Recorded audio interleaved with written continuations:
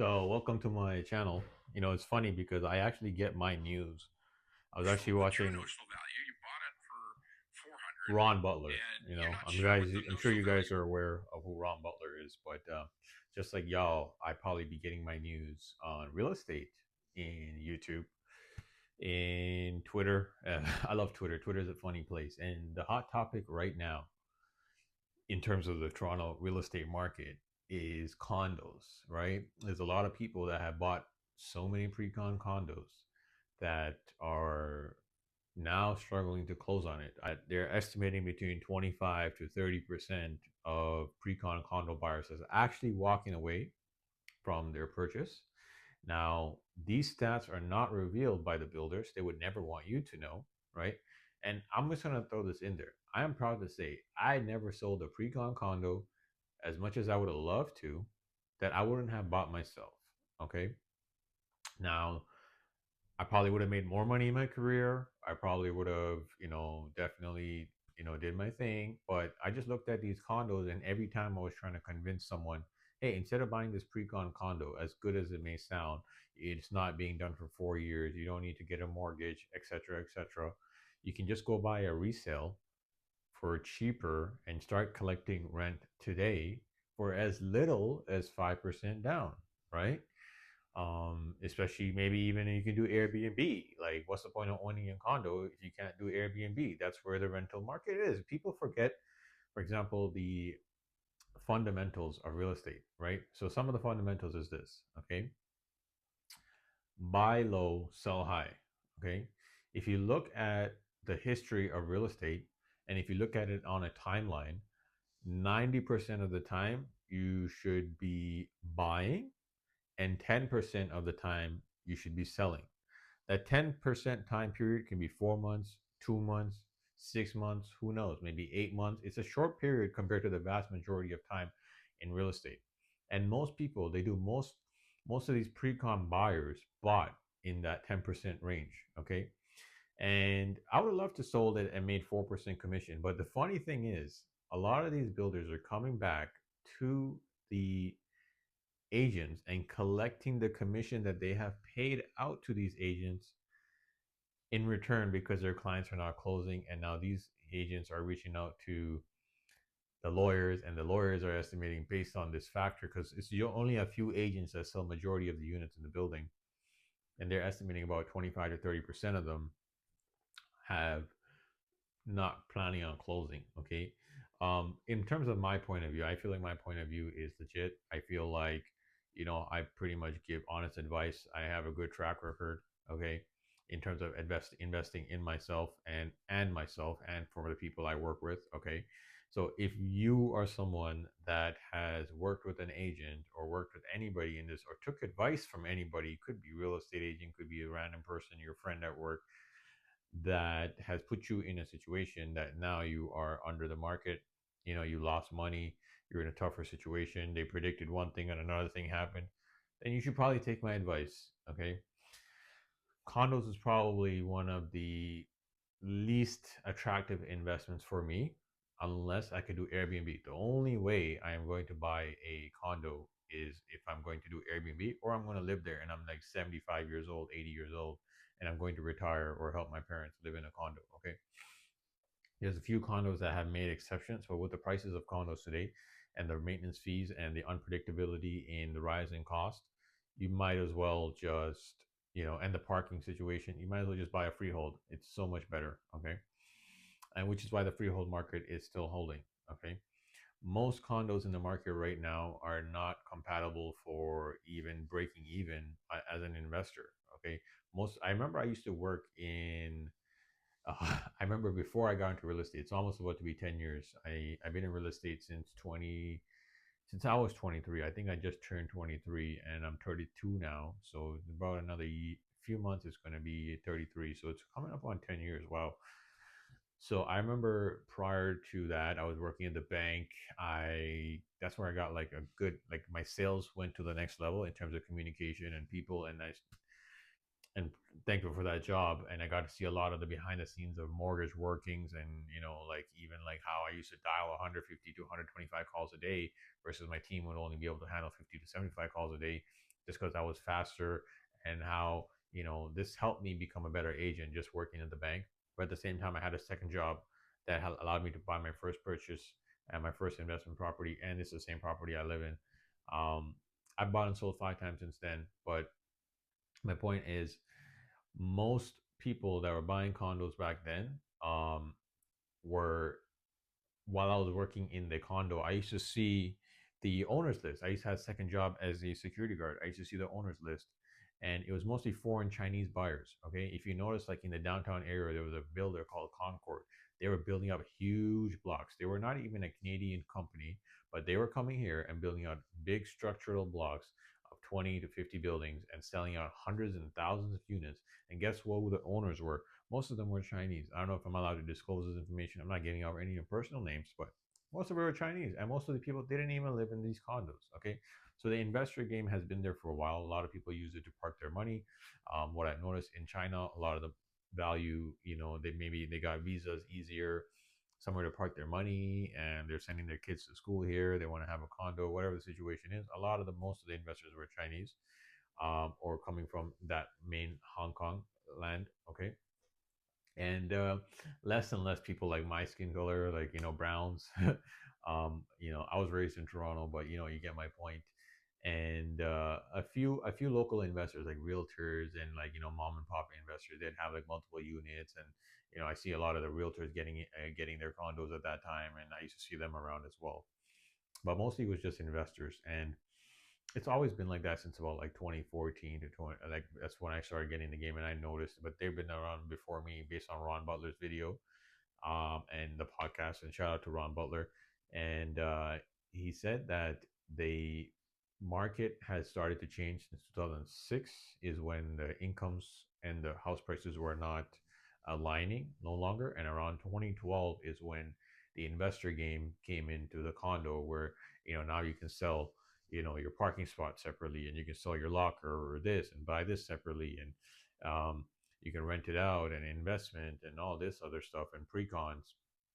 That's when the frenzy started. And I remember I had a friend's dad who bought a property in downtown Toronto. He still holds it today. He's a wealthy guy, but that condo did okay for him. But anybody that bought like after it closed, like maybe barely they're making any profit today. And if you bought any few years after that, you're definitely breaking even at most. Okay, and I remember I bought a condo right after I bought my first investment property. It was a pre-con, but I bought this condo, and the best way I feel like, I'm just throw this out there: if you're a first-time home buyer, or even if you're not a first-time home buyer, if you want to tackle this real estate market game in 2025 and beyond, you need to partner with other competent people that are like-minded, that have to share the same goals, and that you trust. Okay, you're not going to be able to go farther alone in this real estate game, especially if you have to use too much leverage. The mortgage rate so high, and the qualification of the for the prices that we have today is so high. You're going to need to partner up. So you have 2 3 friends that have a little bit of down payment. You guys share incomes on the mortgage application. Everything is legal, everything is on the paper, and you're able to now buy a property with more capital, less risk on your side, and you get to collect the upside. Okay, and now you have less headache to worry about, because now the stress is spread amongst multiple people. So I did this back in 2016. I bought a condo. I tried an Airbnb business with two of my friends, and one of the friends that got me into the real estate game. And I remember that I didn't know this, but there's seasons, right? So we got the keys around like October 30th, and by no by December, I realized, like, hey, like this is not much profitable. Like, I'm coming down, I'm cleaning, we're doing all the cleaning ourselves. We're breaking even. We're getting bookings, but we're breaking even. And I remember thinking, okay, this is not worth my time. And I remember we're splitting the profits amongst 3 people. Obviously, our goal was to scale. So we rented it out to a gentleman who was doing Airbnb, but he got in early. He already had 4 units. He was arbitraging with us, and he did it. And then we rented it out to him for 14 months. Then I had a buyer, and in those 14 months, that condo, believe me or not, went up $120,000. Okay, $120,000. I pushed my friends to sell it as fast as I can. I brought the buyer. I made it an easy deal. They gave me pushback. And for years, even after I sold that condo, they were telling me, "Man, only if we held that condo, only if we held that condo." Okay, I bet you today in 2025, where April 10th, They're not saying that no more. They're probably like, damn, this guy was smart. Okay, I know I'm saying that. I never regretted that decision. Okay, so there's a time and place for everything. It's all about timing in the market. Okay, like I mentioned, the fundamentals: buy low, sell high. Sure, you can't predict when it's gonna go up or when it's gonna go down, but the fundamentals are there. 90% of the time, you should be buying within that 90%, and 10% of the time, you should be selling. You look at a 100-year trajectory. If you look at the last 100 years, yeah, everyone's gonna say, "Hey, real estate always goes up." A lot of agents will say this. I even say this, and it's true. If you look at a 100-year map, even on average, within a 10-year map, real estate goes up and down. But if you bought in the wrong time and sold at the wrong time, which is 90% of the time you should be buying, and 10% of the time you should be selling. If you do any of that opposite, you're screwed. Okay, and if you're a person that doesn't have a business where your income doesn't increase exponentially overnight by chance, and you're relying on a job, and now even the job market is not the best in Toronto, but either way, you're going to be stuck in a situation that might not favor you. Okay, and I don't know if this applies to you, whoever's watching this video, but these are just my thoughts on the condo market and a lot of the people that I see buying these units. I remember when these agents, I have a few friends that sold quite a few units as well, and nothing against them. They're good agents, they're good people. I'm just saying, like me personally, I could never sell a condo. I'd rather, that's why I just, you might be watching this video and remember me from door knocking. I would have came to your door and door knocked. Maybe I cold call you. I ran a Facebook ad, whatever. My business strategy was a bit different. However, I remember my friends were selling these pre-construction condos, and they're like, yeah, most of the buyers I used to see, they're like investors, and they already have properties, and they're just using the equity in their existing homes to buy a condo. One thing that was funny is I have somebody right now that's bought a condo, and they have been paying $5,000 a month in occupancy fee. This is in Whitby, and it's been about 7 months. I'm going to say 7 months. Yeah, 7 months. So they've already paid $35,000 in occupancy fee. That's not included. That's not told to you on the day you're about to sign the paper. That's not. That's not. There's nothing like that. Okay, and he's spending another 2 months. So that's gonna be like $45,000 to $50,000 in the hole.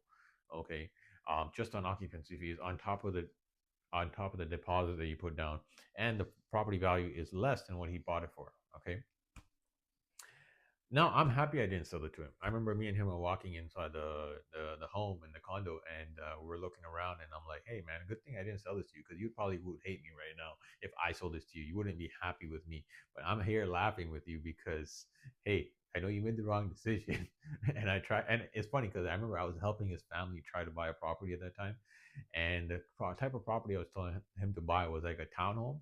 I don't go for the detached. Based on your situation, I gave him the real estate advice I possibly could. I'm like, buy a townhome, 850, 880. Guess what? Look at all the townhomes in Durham. This was in Durham. Look at all the townhomes in Durham now. They're still averaging 850 to 800. He would have at least broke even, if not made money at some point, if he sold at the right time. But even if he didn't sell at the right time and he held today, he'd still be good. I'm just saying. I'm just putting another. I'm not trying to be throw shade or say that I'm the best agent or anything like that. I'm just saying, if you can prove to me, if you're watching this video, whether you're an agent, whether you're a buyer or seller, that I meet you and I'm in your house one day and we're talking and I tell you something and you're like, hey, like this and that. If you can prove to me at one point in life where made a decision for a client where it didn't benefit them, or if something that I would have not done myself, I would love you to bring it up. And I don't think that's possible. So this is why I'm very confident in myself, which is why I even decided to make a video today. I'm not normally a YouTube guy, but I want to go one to many now. So I'm going to be on YouTube more often. So if you're watching this, I appreciate it. Thank you. Hit the like and subscribe button.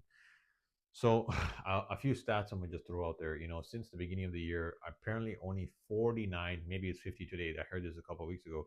There's only been 49 studio units that have sold in all of the GTA, and it's about April 2025. We're already about 3 to 4 months in. Okay, studio units are out the picture, garbage. Okay, in terms of one bedroom condos in downtown, there is a good market for, in terms of people that want to rent and live in it, and the people that can actually afford to pay rent. Their income kind of matches. However, in the two-bedroom unit, there's a lot of people that based on the demand, there is a lot of people that will be qualified to rent your unit. And especially because a lot of people nowadays have roommates. If they're not single, if they're single, they have roommates. They have people that they share their place with. So it's fine. It's fine, and it's also a interesting factor. Like the downtown market is a wholly that's where most of the money is, right? Like you see people buy 2 million, 3 million, $4 million condos in Brattle Path, in downtown Toronto. So there's those anomalies. People with real money. These people, I bet you any money. If you pull up the, as a realtor, I can, but I know mortgage agents can. You can pull up like how much debt there is on a property. If there's a first registered mortgage on the property, you can pull it up. I bet you 50% or more of these properties have no mortgage to less than 50% of a mortgage, if that. Okay, there's a there's a big gap in people that will buy those kind of condos till what kind of condo someone would buy, the qualifying of like a 1 bedroom to 2 bedroom condo. Okay, I've not sold a condo higher than, I don't know, maybe $800,000, like condo specifically. So I've sold properties for millions of dollars. Like the highest price point I sold was probably about 1.6, so 1.8 million. I've sold a property for 1.8 million. The highest I've sold, but this was the house.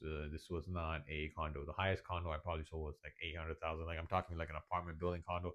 If we're talking condo townhouse, I've sold condo townhouses, yeah, all day. Right, this is what we do. If you might know me, and why I target condo townhouses because the doors are all beside each other. Okay, that's just the truth. I don't care. I want to keep it as real as possible. Okay, so with a lot of the things going on in the market, a lot of people are scared what to do, what this, that. I remember I even had an acquaintance. He started a marketing company targeting condo owners. This was in 2023, late 2023. This was in 2023. So people in 2023 could still sell their condo for a decent price. And I spoke to over hundreds of condo owners, and a lot of them were hoping that the price would go up in the near future. And as of today, it's gone down absolutely way down. Okay, and if I was talking to somebody that owns a condo today and you're down on your equity, what would I do if I was owning a condo today and I was down on my equity? Well, if I'm gonna, it depends on my situation. Each person's situation is different. If I have so much money, or if I have other properties, and this condo doesn't mean nothing, it doesn't affect my lifestyle, I'm gonna keep it. I'm gonna ride it out. I'm gonna let someone rent it out and pay down the mortgage, and eventually I will have positive equity. Okay. However, if it's affecting me, I can't travel, I can't move on with my life, I can't do this, I can't do that, and I have to take a loss of 50,000, I'll take the loss of 50,000 and I will bounce back. Okay. I'll make that 50,000 back somehow, somewhere else. Boom, boom, boom. That's just me. But most people are not in that position nowadays. As a real estate agent, you also need a financial advice coach. Okay, you need somebody that can actually teach you how to make money. Okay, this is not just hi, buy and sell your house. Yeah, yeah, yeah. Like a lot of the agents that came into the industry, like I came in when I was 23. I'm about to turn 33 now, so I have that track record, and I hope that means something. I don't know if it means something or not, but a lot of these agents that came in the industry 2 3 years ago, they started selling pre-con. They don't even own a home. They never bought a pre-con. They never done a mortgage. Like it's just quite funny.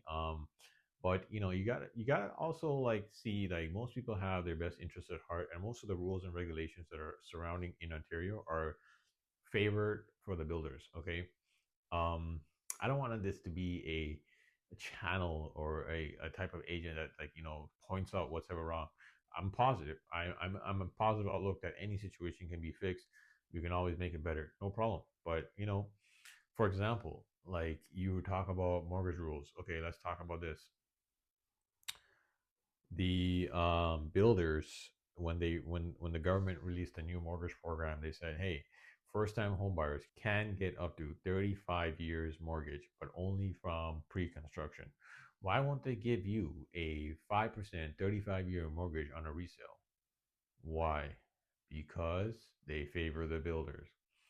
I feel it would actually benefit the first time buyer end user if they gave them 50 35-year mortgages on a resale property versus a pre-con. Okay, but they don't. Why? Because they want to benefit the builder, and for whatever reason, I'm not going to get into all that political stuff, but that's just how the game goes. All the rules, all the mortgage contracts, all like the way they structure the deal and the structure the financing terms, all benefit builders. So when you see who benefited the most from this pre-construction game, most of the time builders, most of the time builders.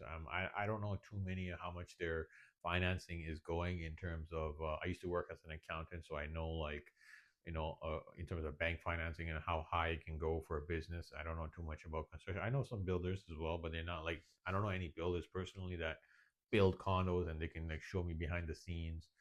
Um, but I will say this. There have been a few good condos. There have been a few good condos, and the one that come up to mind is the ones that have the solar roof. The solar roof is, they have this green project going on. So the maintenance fee for that, like 1,100 square feet, is about 1,100 square feet. It's about $150. So you're getting 1,100 square feet condo, which I felt was like a townhouse inside. It was so big with massive ceilings. The maintenance fee was only $150 because they had like the solar panels on the roof, and those condos were well worth it. But they shot up in price. So do I think they're worth it as of today? Absolutely not. If there's something that you can take away from this, situation, if whether you're a buyer or seller thinking about buying, or you're just watching this video for whatever reason, I'd say that the outlook for condo market in Toronto has never been great. It's always been, favor for the builder. It was never to favor you. Okay, if you made money and you sold at the right time and this and that, good, congrats. You saw an opportunity, or you had more than enough money, and you didn't rely on this one piece of investment or asset to, dictate your life. Then fine, that's great. But if it's not, that's not you, then you're gonna have to consider your situation. Would I look at real estate condo investment as a way to change my life? No. As a retirement plan 25 years from now? No. I'd rather put that $50,000 in a food truck and just start posting TikTok videos. Like, I'm just saying, like, this is my personality. If you have a full time career, would you, and you're in Toronto, you have kids, you're growing up here, would you buy a condo? Yeah, yeah, I'd still buy a condo for sure, for sure. It just depends on your situation. Okay, and you have to buy the right condo at the right time. Okay, I would not buy from a pre-con builder. Actually, I would never buy a pre-construction condo from any builder. I've never bought one. Okay, I've bought and sold 5 times. I've never bought a pre-construction condo. I bought pre-construction freehold. Never would I buy a pre-construction condo. Okay, that's just my take. Thank you for watching. Hit the like and subscribe button. More videos coming soon. Your realtor Rumi.